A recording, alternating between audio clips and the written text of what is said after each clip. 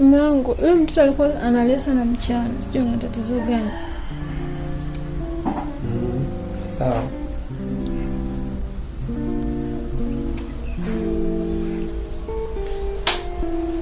Alafu baba nyumba alikuja kukumbusha ile kodi. Ndio, sawa.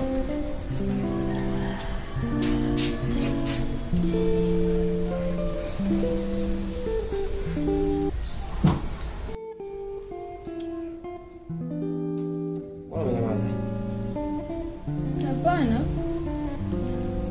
Nishazoea kuishi na mtu ambaye yupo na mimi kimwili tu. Lakini moyo wake wote upo mtandaoni. Hapana, lakini nilikuwa nakusikiliza. Unanisikia lakini unisikilizi.